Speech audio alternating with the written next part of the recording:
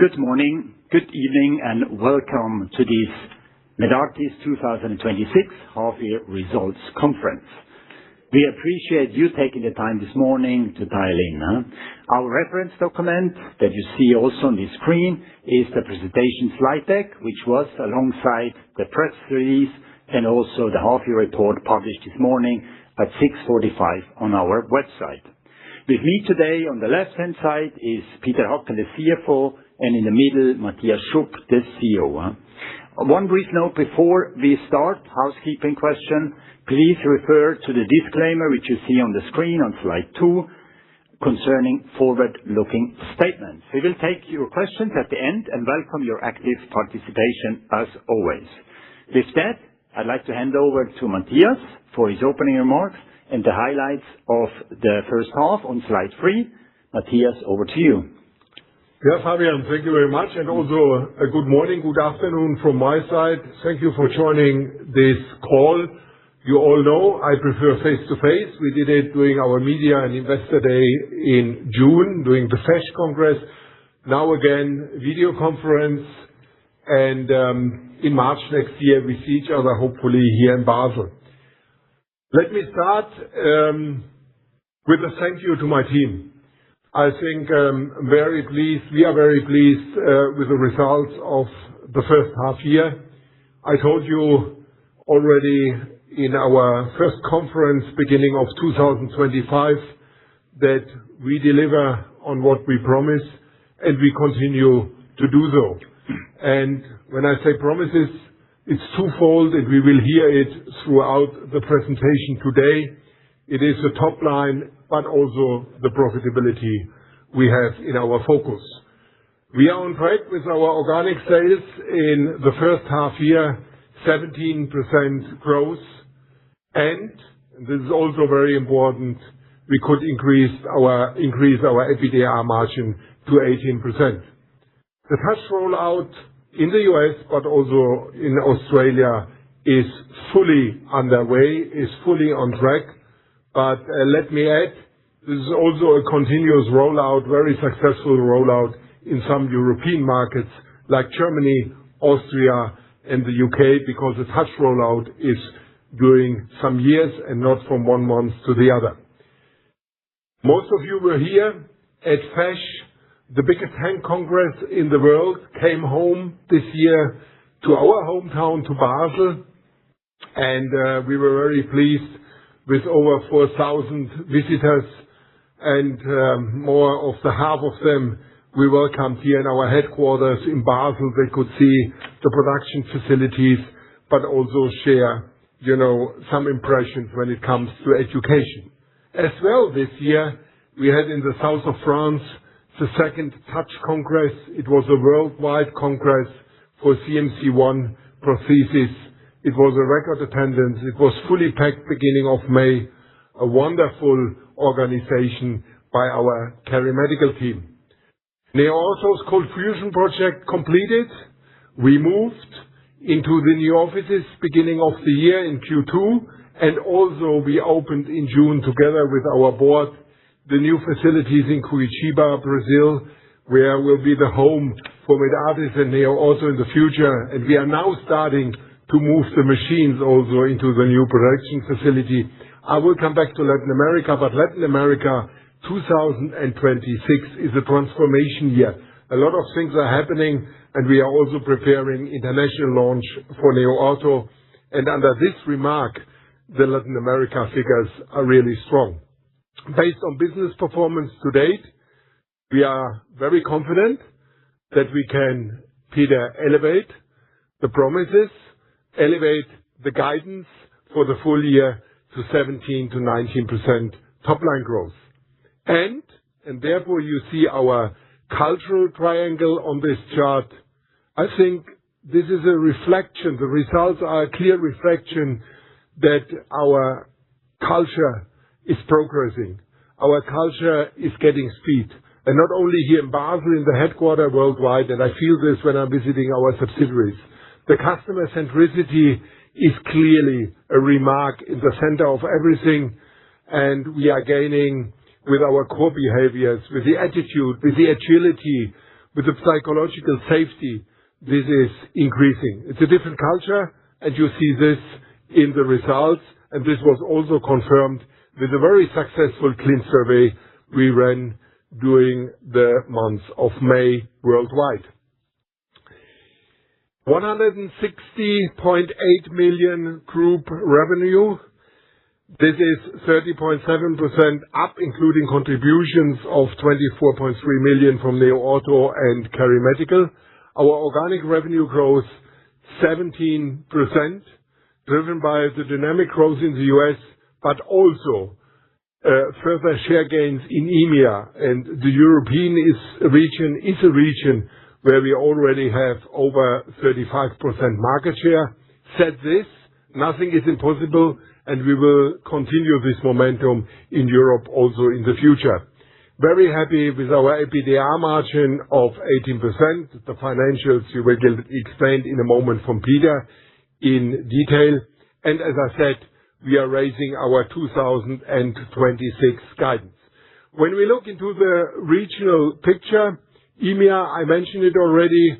I'm normally not speaking about markets, but I know that also our countries are listening, our country managers are listening.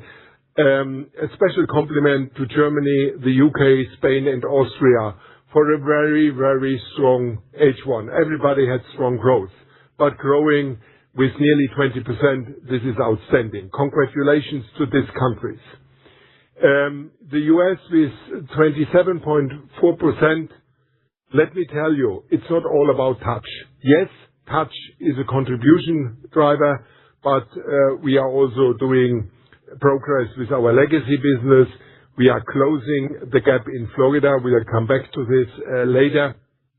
And then 9.6% in LATAM. Here, only Brazil is growing 16%. Remember, softer were the distribution markets in Latin America, where we are changing distributors as we are preparing to launch for NeoOrtho. But the biggest market in Latin America, Brazil, growing solid double-digit teens, 16%. Very good. Shows the momentum we have with Medartis and NeoOrtho, because we are also growing in our premium segment. APAC, I'm happy with the APAC region, even if you see only 5.5%, but this is a one-time effect in New Zealand, not very material. And with this, I would like to hand over for the financial review to our CFO, Peter. Thank you very much. Yes, and also and good morning from my side. Starting with the core sales.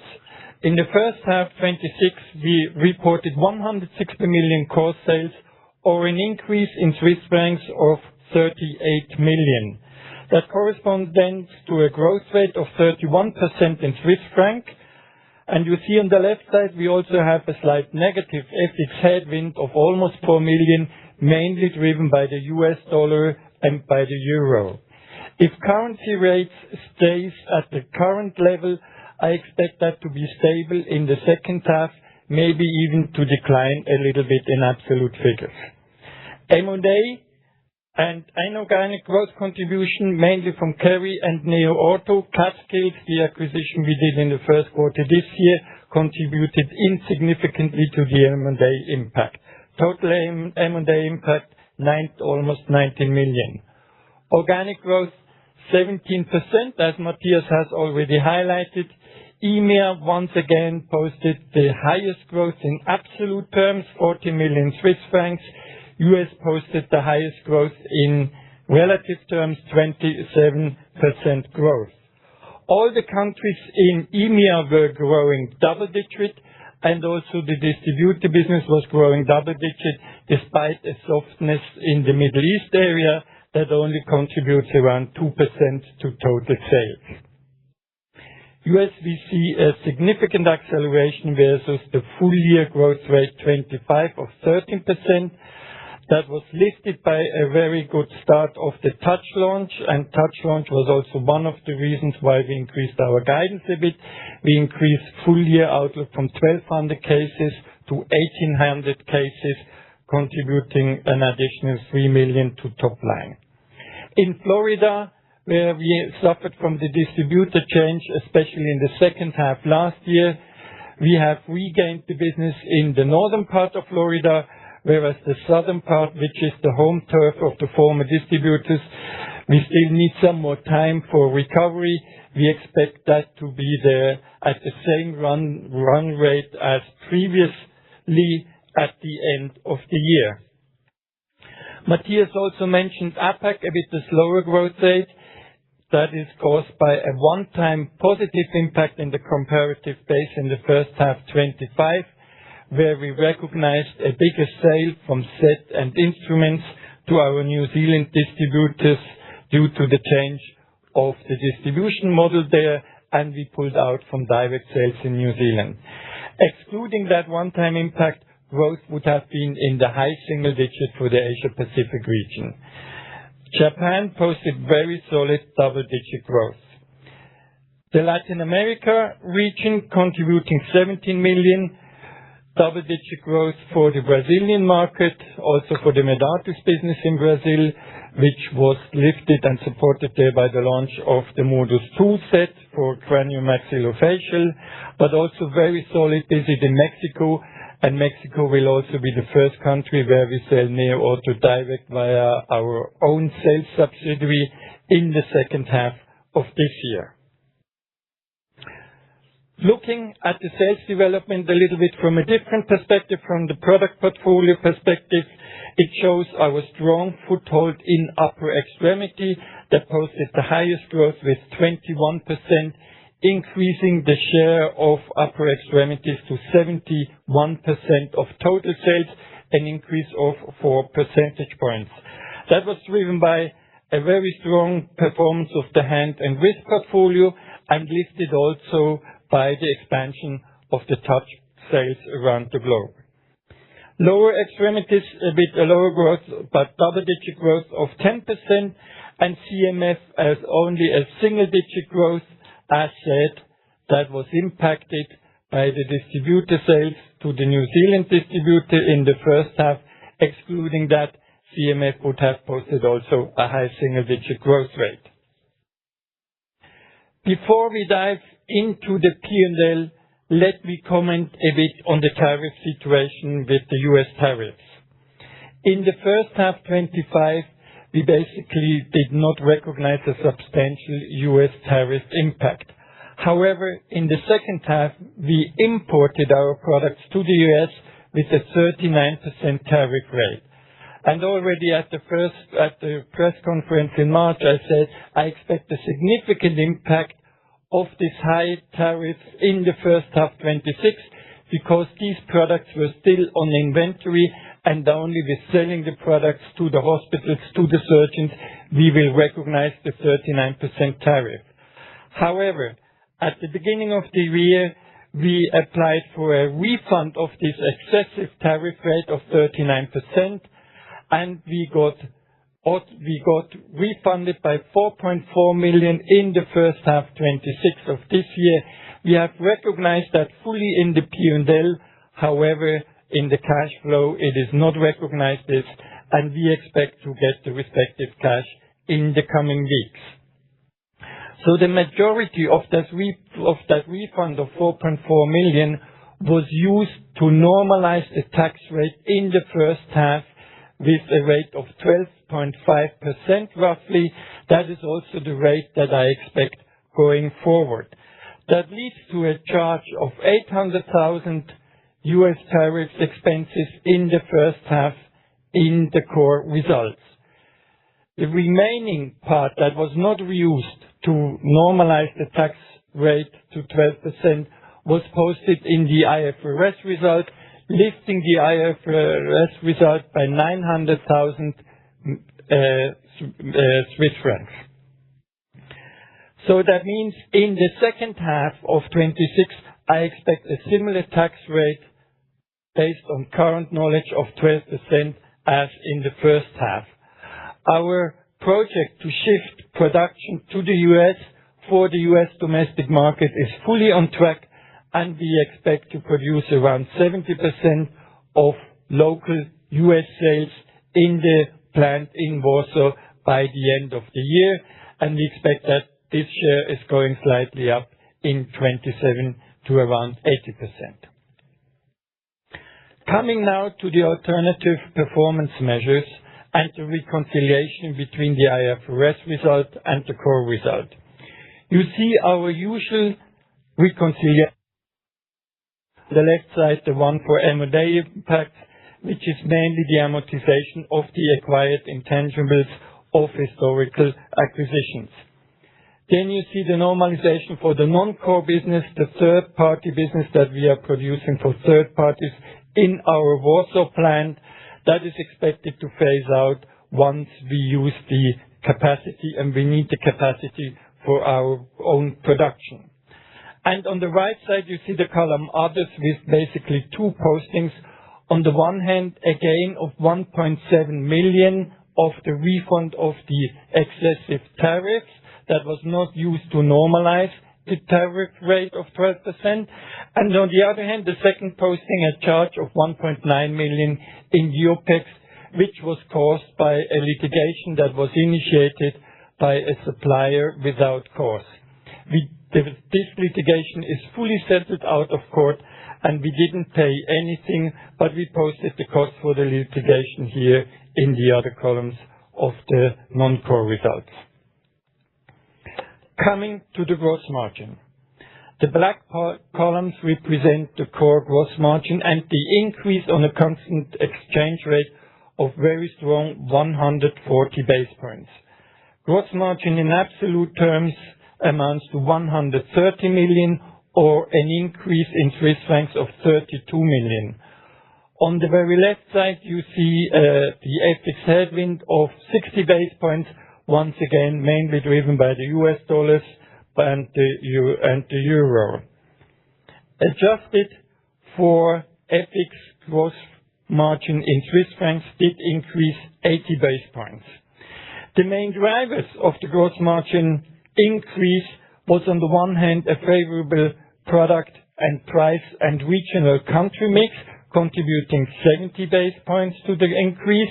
Then further, very strong efficiency increases in all the plants around the world, another 70 basis points increase. And then you see the consolidation impact of 50 basis points increase, which is basically the internalization of the gross margin of Kerry, which was still a distributor in the first half of last year and is fully consolidated since 1st of July this year. You see the charge of the US tariffs of 800,000 Swiss francs, leading to a reduction in gross margin of 60 basis points, and the overall gross margin of 81.5% for the core business. Moving on to the EBITDA reconciliation. Also here you see an increase of EBITDA of 90 basis points on a currency adjusted basis. In Swiss francs, the increase was 20 basis points, and once again, a negative FX headwind of roughly 70 basis points. Absolute core EBITDA amounts to 28.8 million, or an increase in Swiss francs of 7 million. The biggest contributor in EBITDA increase is the gross margin impact of 140 basis points. You see a favorable development of our OPEX ratio, despite significant investments into the expansion of the business, into the launch of Kerry Touch in the US, but also in building up the Kerry organization in the European markets. You see a decline of the associate result. In 25, we recognized the contribution from Kerry, and that obviously declined to zero after the consolidation of Kerry. And you need to net that decline basically with the profit gains in gross margin and reduced OPEX ratio that we recognized due to consolidation of Kerry Medical last year. Coming now to the net result. Last year we posted a net loss of 400,000 Swiss francs, a significant increase in core net profit to almost 7 million increase. You see 5 million increase driven by the operational result. the decline of 1 million from the associate result, and you see a very favorable contribution of 7 million from the finance result. That is mainly caused by a favorable development of the Swiss francs versus especially the Brazilian real and the Australian dollar, and led to a FX gain on intercompany outstandings and intercompany loans up to 7 million. You see a higher tax charge of 3.6 million, bringing net result to roughly 7 million Swiss francs in the first half of this year. Let's discuss now the final chart from the financial overview, the development of the cash and the development of the free cash flow. You see the operating result contributed positively 8 million to the cash flow development, and you see very high CapEx investments of almost 18 million in the first half of this year, as expected and as already announced at the full year press conference together with our guidance. About 10 million of these 18 million CapEx were invested into machines in the Kerry production sites in Basel and in Warsaw, as well as in the expansion of the production site and the new building for Neo Auto in Curitiba. We had another 4 million investments in sets in the first half of this year, and then another 4 million ordinary CapEx, bringing that figure up to 18 million, resulting in a negative free cash flow of 10 million. If you take out the extraordinary investment of 10 million that I have mentioned right at the beginning, you see free cash flow is around break even. In M&A and other investing category, that's the second milestone for the Kerry investment, as well as a smaller investment into the acquisition of the Catskills. Financing contributed positive 17 million in cash generation, and that is basically an increase of the bank loans by 26 million.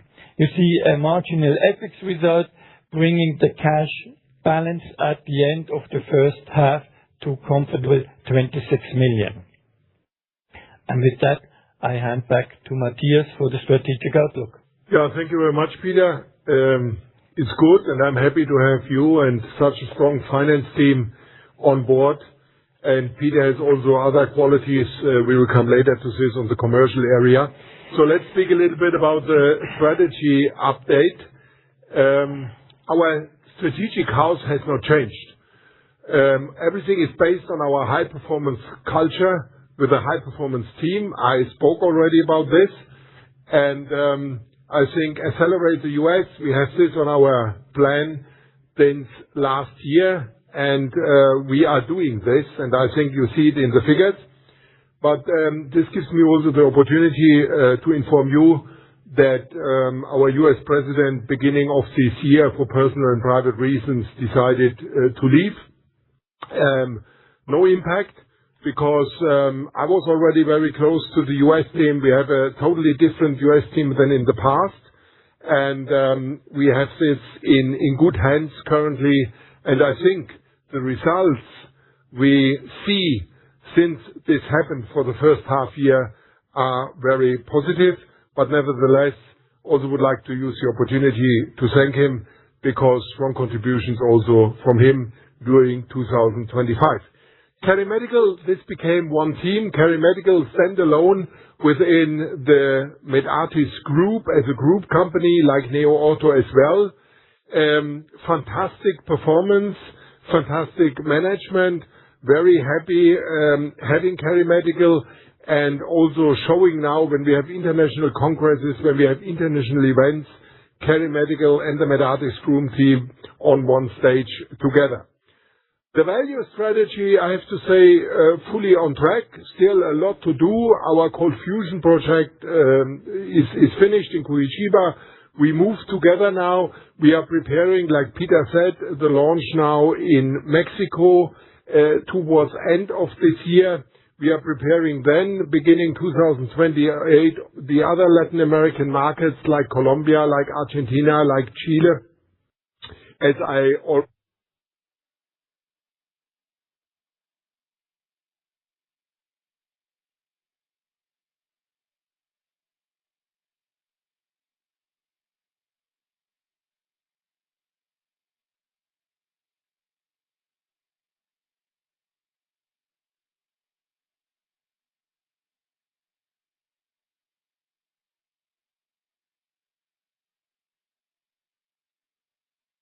where we have no opportunity to further gain shares over the next years. And as I said before, in EMEA with the team of Mareike, we are showing this very successfully. And when it comes to innovation and digitalization, we are working on the future. I believe I stated this during one of our meetings last year, that we clearly know that innovation cannot come only through acquisition or the M&A. We have strong teams in our R&D department. We have strong teams worldwide. We are working on our own innovation. And when it comes to innovation and digitalization, it is not the next year.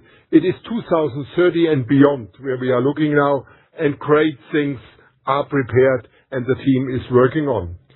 And last but not least, Peter, this is your strategic responsibility to improve the cash flow. But let me tell you one thing.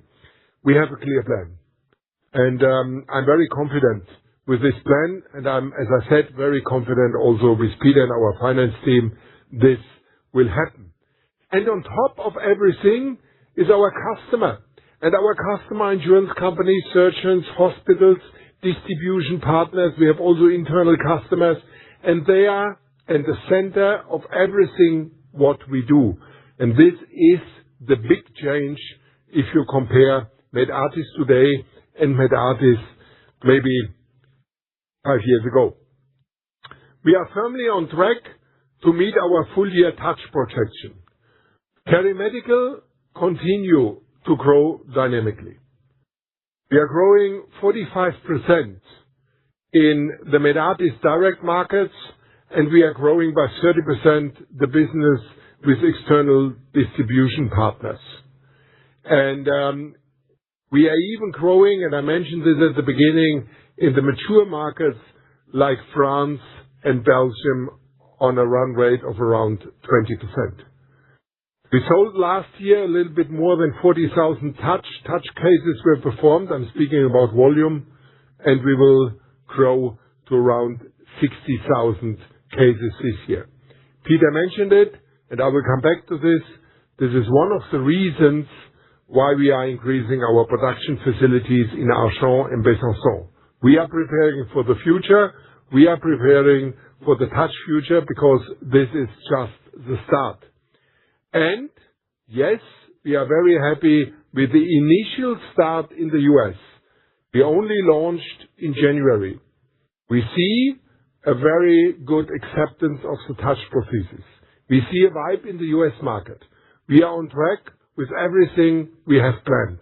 And therefore, we feel comfortable to raise from 1,200 to 1,800 our touch units in 2026 for the US. And let me say, on the reimbursement price, on the ASP, with $6,500, nothing has changed. The Medartis Group had a strong presence in Nice during the CMC1 congress, and also the FESH.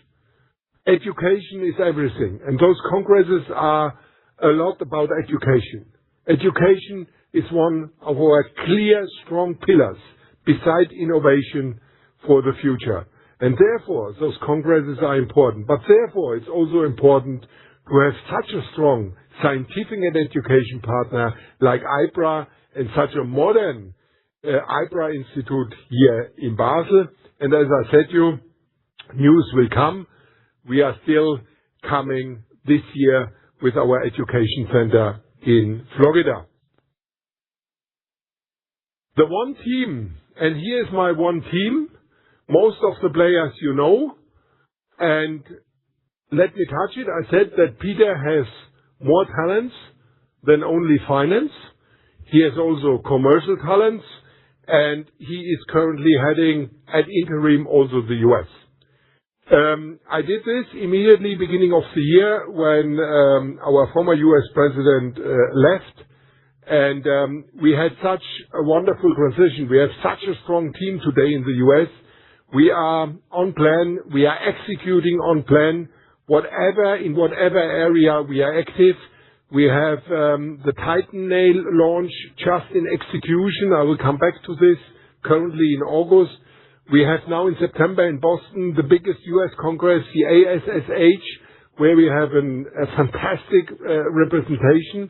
And in order to not disrupt his team and to give them a home and to achieve our goals, we decided that Peter will lead this team ad interim at least until the end of this year, because currently it could not be better. And I've learned during my professional career, never change a winning team. Also, I would like to announce that we have decided together with my board that Julie Moyer, the CEO of Kerry Medical, will join our EMB by 1st of January 2027.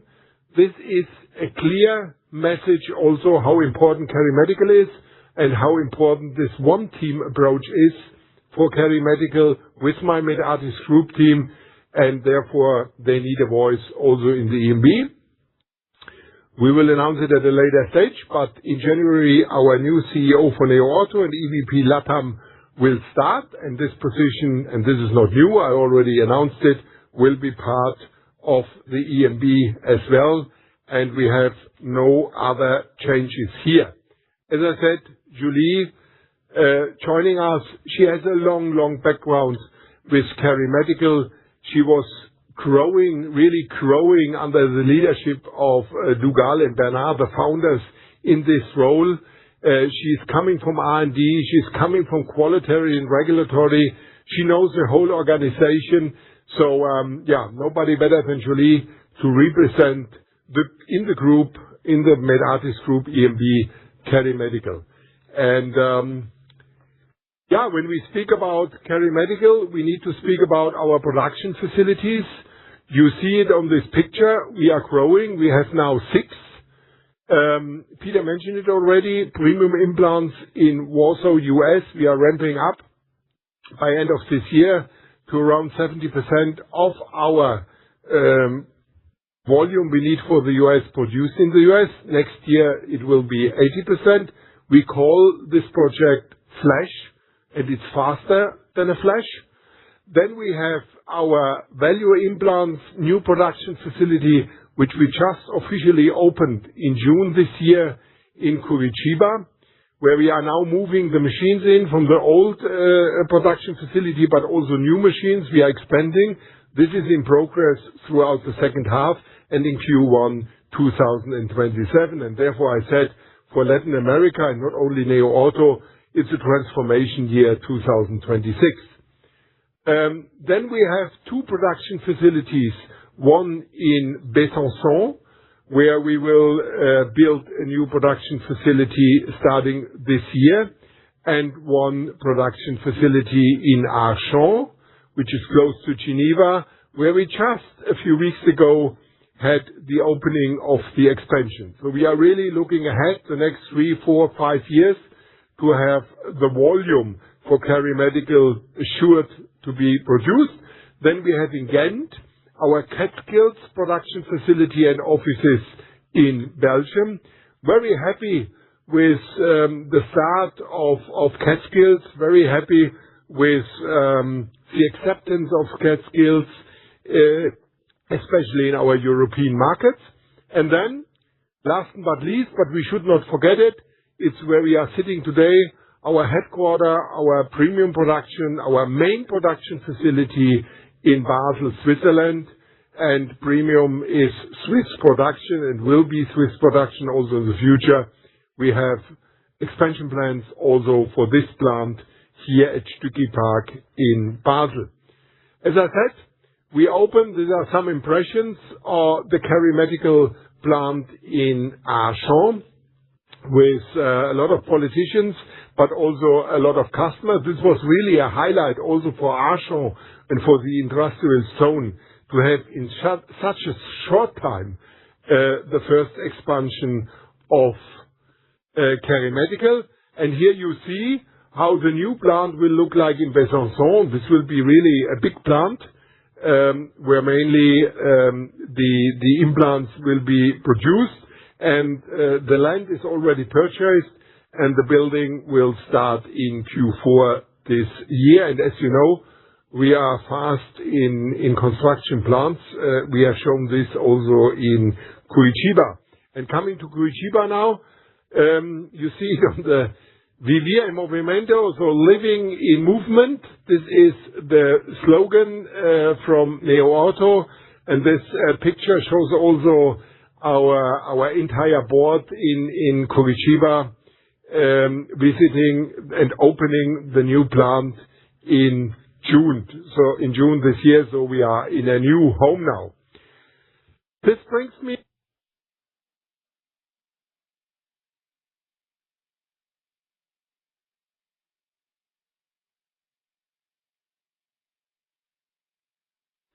and this is so important because I think it was a little bit a wrong assumption over the past that we do not know exactly how to tackle the US or what is Medartis doing in the US.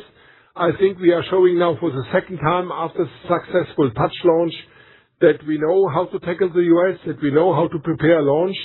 Titan Nail is replacing the Annex Nail, a product which we had since nearly 5 years in distribution from an external partner. And we decided to develop our own nail to improve the existing nail. And the launch shows us how fast the acceptance is on one hand. We have still the field orthopedic Annex Nail in distribution, in exclusive distribution in parallel until February next year. So this gives us the momentum to introduce our Titan Nail parallel to this. But it shows me as well how fast our R&D teams are, how focused they were. This is the first product in the Medartis history where we have disposable instruments. The new step into the future, not working with sets, but with disposable top-notch instruments.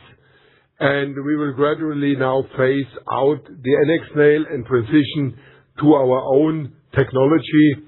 And this will bring us not only more credibility in the market with an innovative product, but also our normally used operational margins because it's our own by us produced product and not something we have in distribution, which is never, I think, long-term standing good.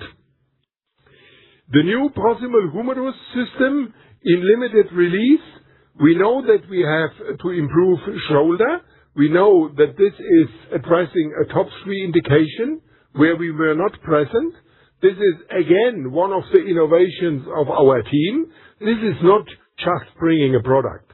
This is changing the mindset, and this is a result of working very close with our design surgeons. It has a new pentalock locking system for selected indications, which is complementing the Aptus portfolio, and anatomical plated design. And this is a specialty, that the blades are not just plates. The blades are anatomical plated design and a huge advantage for bone and soft tissue management. With all this in mind, as I said, we are raising our guidance to 17 to 19% core sales for the full year, and we remain positive with our core EBITDA margin, as Peter stated, in the high teens. And we are really now accelerating the momentum. And you this graph, where is our organic growth coming from? Looking back the last 6-7 years, and I don't like to look back, I'd like to look into the future and how this is now accelerating, and we are feeling very confident from what will come in the future. This was it from our side.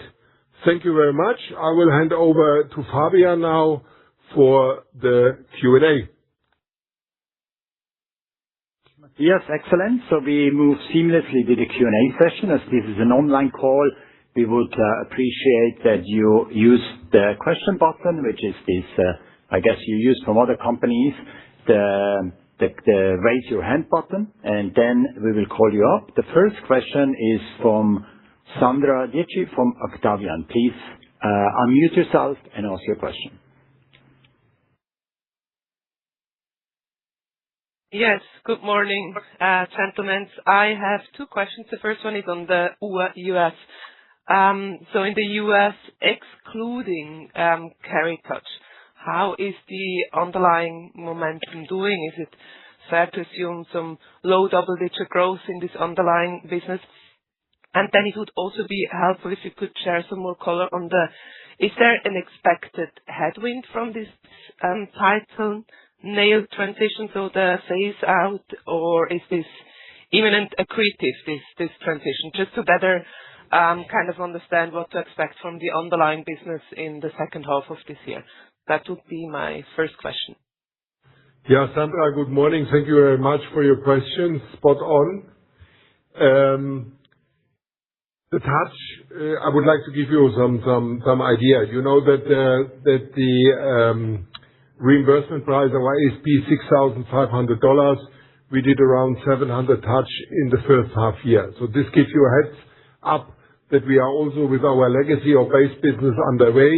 We still have an impact, as Peter said, in South Florida, in the home turf of our former distributor, where we are not, where we are still, reducing the gap. And I think this will happen until end of the year, because we are now driving the second half where we had really seen the impact last year. So well underway in North Florida and well underway in the rest of the U.S. So it's not all about touch. Titan nail. The Titan nail this is really interesting, because we have a chance to launch it in parallel, having still the distribution for the NX nail.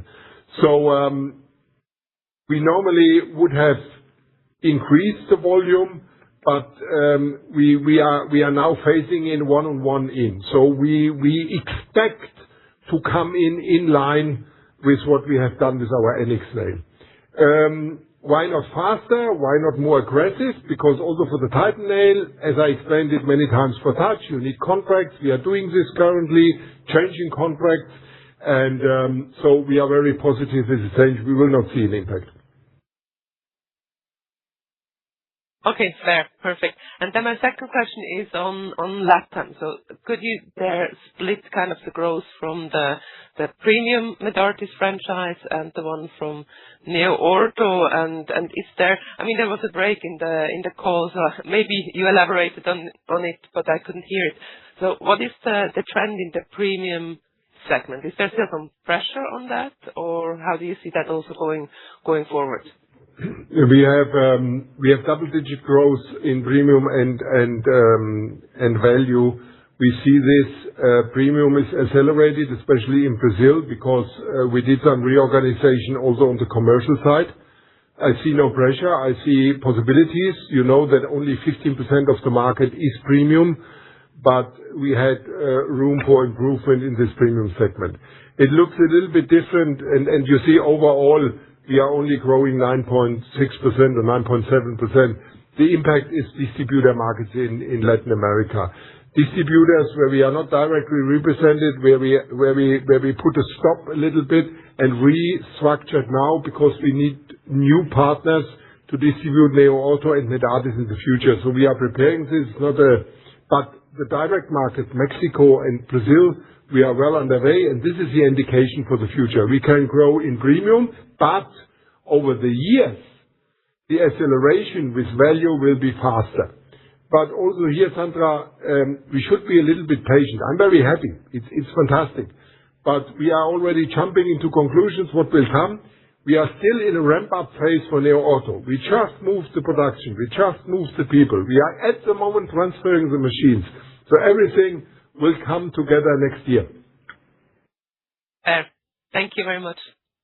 Good. Thank you, Sandra. We move on, and we take the questions as by order as they come in. So the next one is Tanya Hansalik from UBS. Please go ahead. Tanya. Mm-hmm. Yes. Hello, can you hear me? We can hear you well. Thank you. Good morning. Thank you. So my first question is on the higher sales guidance upgrade. Can you maybe talk about the reasons for the upgrade and what proportion is attributable to the higher touch target of 1,800 units? That's my first question, please. Yeah, good morning. Yeah, good. Also, the upgrade from touch 1,200 to 1,800 is a momentum we see in the U.S. I said it before, the question answering to Sandra, we did around 700 touch cases the first 6 months. Imagine we started in January with 20 touch cases. I mentioned to you in May, when you were here, we did 150. So it's ramping up slowly. This gives us the confidence. August will be a softer month because it's elective surgery, and elective surgeries in August in the U.S. are a little bit slower, so that we will end up the year on 1,800 touch.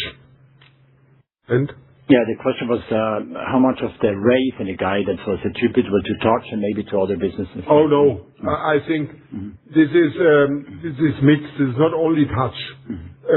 We have also a good base business growth, especially in the U.S., where we said it, the second half of the year has a lower base or a higher growth now because of the Florida impact, which really started to kick in end of July last year. Good. Tanya, you have a follow-up question? Yeah. Or?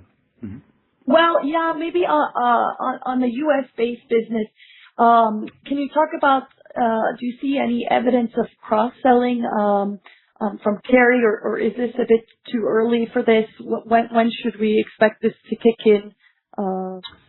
Yeah. It's really a little bit early, but we see it. But it's too early. So we have now around 20 surgeons, which are already using Medartis products they had not used before because they are onboarded on touch. This is really something we see, but yeah, I cannot quantify it now. It's really too early. Let us tackle it in March when we have the full year. We have a little bit more meat on the bone. Okay, thank you. And then touch was also very strong, as you mentioned, in Europe. You had, I think, 60% growth, with your own sales force. And can you talk about what are the main drivers for the high growth? Can we expect this to continue? Is it increasing penetration in existing markets? Is it new markets? Is it EMEA? Yeah, what will help it continue? I have to correct you. It wasn't 60%. It was 40%. No? We had in our markets in Europe in the first half year with touch, and it was 30% in the distribution markets. Our markets are relatively new. The Medartis markets we had before the acquisition already, like Germany, Austria, and the UK, we are now coming from the third to the fourth year, which really accelerates a lot. So huge momentum and very, very strong opportunities, 30% growing in Germany, for example. But also, and this is important, in mature markets like France and Belgium, or France, where the touch procedure is already 9 years in the market, where they have 80-85% market share, it's becoming more and more patient elective and patient marketing driven. We are growing 20% as well. So the Europe growth is not over, and this shows as well that touch is not only the US, and the US is not only touch. Touch is also Europe, and Europe also will benefit from touch in the next years. Good. Thank you. Thank you. Then we move on to the next gentleman. That's Ed Hall from Stifel. Can you please also unmute yourself? Perfect. Can you hear me? We can hear you well. Perfect. Good morning, guys. Thanks for taking my question. I think the first one would just be on back on the upgraded guidance. I think on my numbers, it's around 1% for the new touch procedures that you've added. I think you've mentioned also that there's other facets to why this growth has been upgraded. So is there maybe perhaps anything on the negative side that's sort of only, let's say, moves guidance up by 1%? That would be my first question. I can answer it. Peter, you can answer it? I can answer it. Yeah, this is Errol. you're saying that it's every time the same, but that we are cautious. Well, I think we deliver on our promises. I think, as I said, we have still a way to go. We feel comfortable with the guidance we are giving now with the raise of the guidance. As I said, touch August in the U.S. will be a little bit softer because it's elective surgery. On the other hand, yes, we have a positive momentum on the base business with double-digit growth in the second half. So yeah, confident. We have still some things to do. We are speaking only about the U.S. and Europe. We are now bringing a new organization into Japan. So we have still some balls in the air, and therefore, with raising the guidance now from 17 to 19, for the moment, it's fine. Perfect. And then I guess just on the surgeons that you've trained, I think you've touched on this in June at FESH, but maybe just the actual surgeons that have converted into cases and how you'd expect this to develop or change throughout the rest of the year. This is changing. This is also another reason why we raised the expectation of number of cases.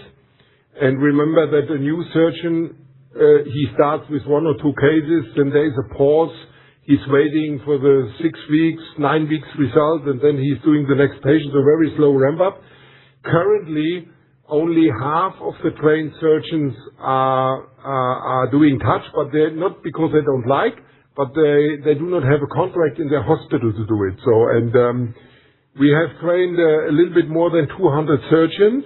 180 we have trained this year, but we had already trained surgeons in 2025. We have to add a little bit. Half of them are doing touch currently. The others are kicking in when the contracts are coming. But when a training and education is older than 3 months for a surgeon, and he had to wait or she had to wait for the contract, we have to retrain them. So this is now work in progress, and we are continuing to train surgeons. But currently, we are focusing training surgeons in hospitals where we already have the contract in place. Contracts are currently delayed by 6 to 8 weeks. It's around 6 to 8 weeks to get the clearance in the hospital for the touch contract. Very clear. Thank you. And then just finally, just would be on EMEA, and I have to say congrats to your geography team again for a very strong performance. You mentioned the strikes in Spain and UK, and you're not the only company to call these out. I just want to understand, was this a major impact for you or not, and could you quantify this impact at all?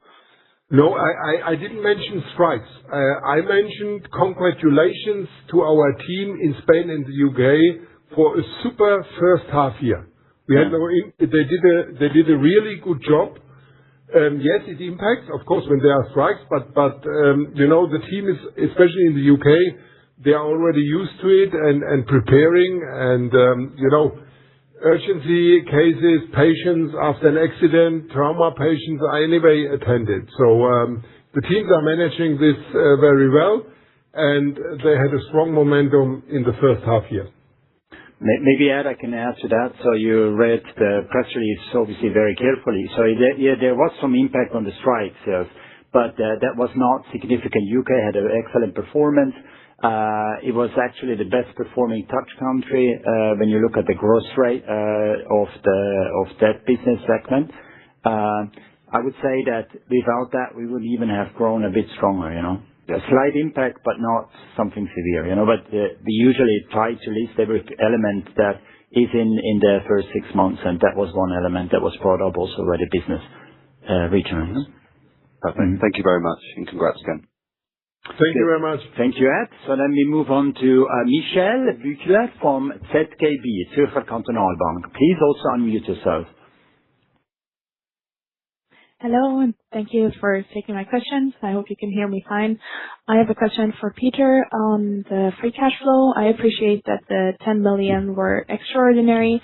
How should we think about this going forward for the second half and maybe also midterm? That will be my first question. Yeah, thank you very much for that question, Michel. I would also expect in the second half significant investment into growth and into the expansion of our production. We will start the construction of the new plant in Besançon in the second half of this year. So overall, a similar rate, not at the very high level as in the first half, but roughly a little bit less than in the first half, ramping up to about 35 million total CapEx for the year. And going forward, I expect that the free cash flow, based on our very solid strategic plan that we have, will significantly improve then in 27, especially in 28. Okay, fine. Perfect. Thank you. And maybe also on the EBITDA margin potential, I know you don't really have official midterm guidance, but could you maybe say something about where you see it going? You mean now in the short or in the midterm? I mean, in the short term, I feel comfortable with the EBITDA margin of 18%. That's fully in line with our guidance of high teens. We also left the guidance at high teens. It's always a question how much we invest into the further expansion of the business, especially also in building up structures to push further growth in the US for the touch business. I mean, in the midterm, I think an 18% margin is at the lower end for a medical device company, and if we continue on our growth path, I'm very confident that we can also cross then the 20% margin level in the coming years.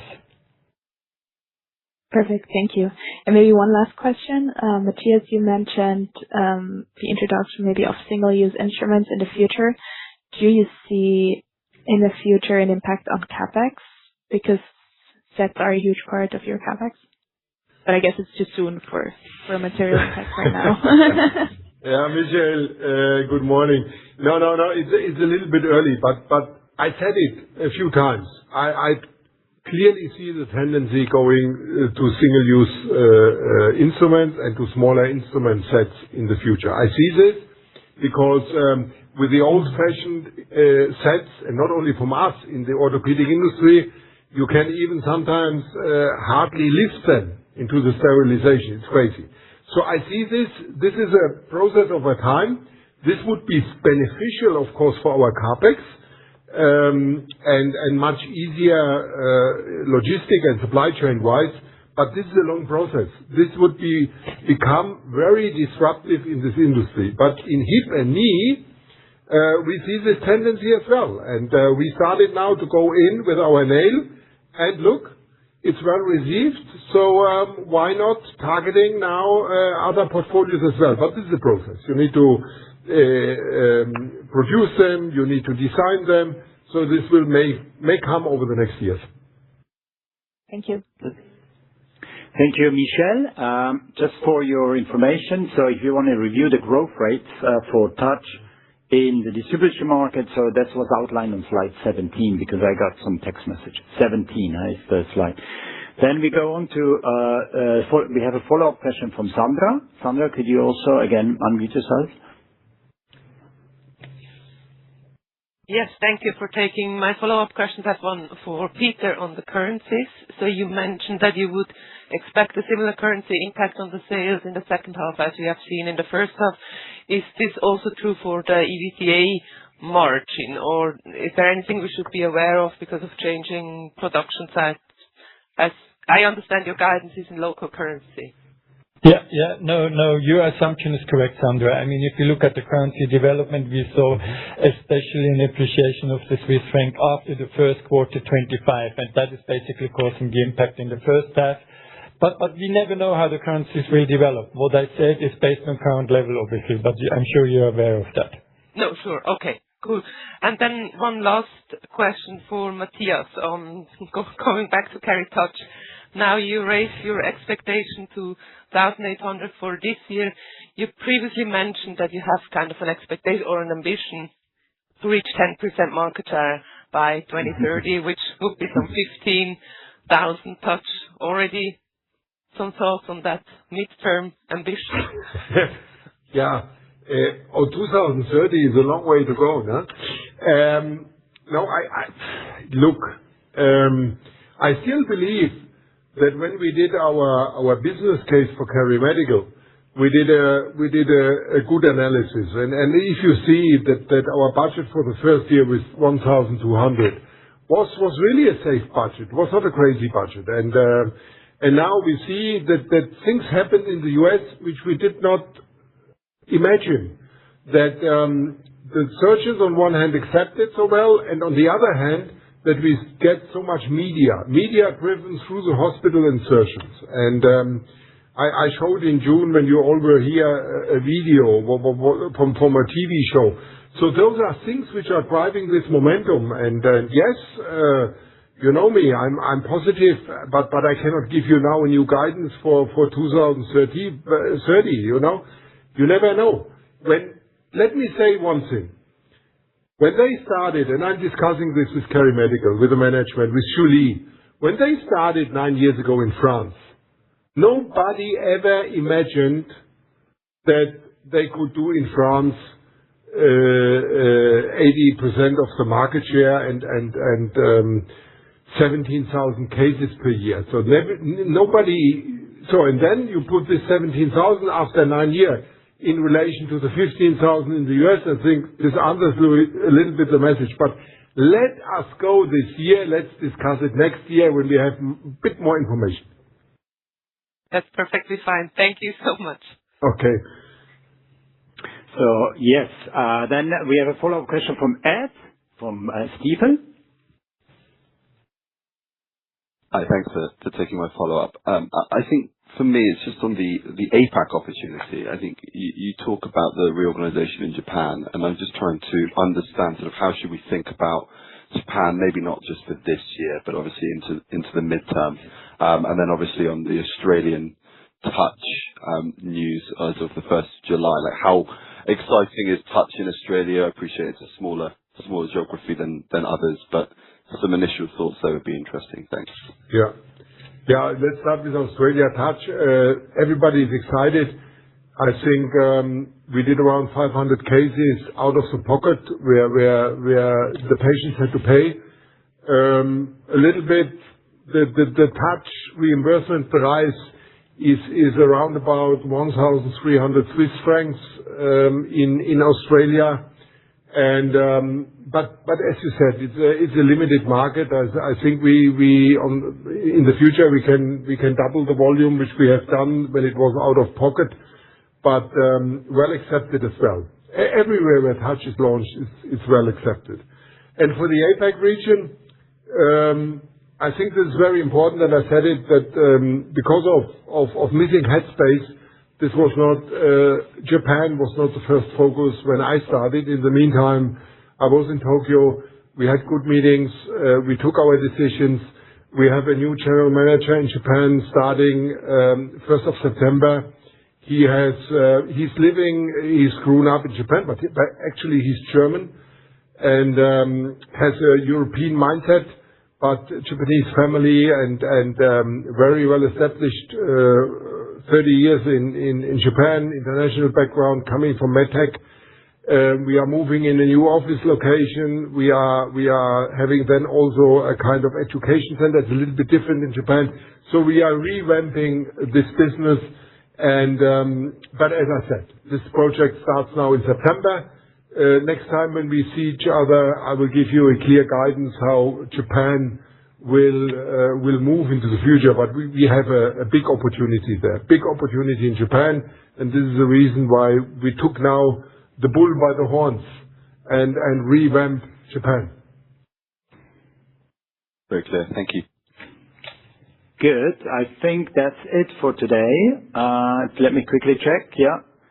There are no more questions in the line. Thank you very much, everyone, for asking these great questions. Very engaging. But it is not the end, because we have, as you can see on slide 32 of the deck, we have in September alone about 7 investor relation events lined up. So you have an opportunity to see us with almost every broker that is covering us. I would like to highlight the Octavian Reverse Roadshow, but also the UBS Wolfsberg Conference. And then we're going to travel to Geneva. We're going to be in Paris and obviously also in London. Yes, with that, I would like, before I hand it back to Matthias for his closing remarks, one word of gratitude. People that are behind the scenes that you don't see here in front on the stage, but do an excellent job. So I would like to call out Peter Reto and his finance team, Andreas and Robin, for the excellent work. Thank you for making this happening here today. And with that, Matthias? Yeah, thank you very much, Fabian, Peter. Thank you to you for showing this interest and being with us and trusting us. And let's continue the journey. It's a lot of fun, and the journey only started. Thank you.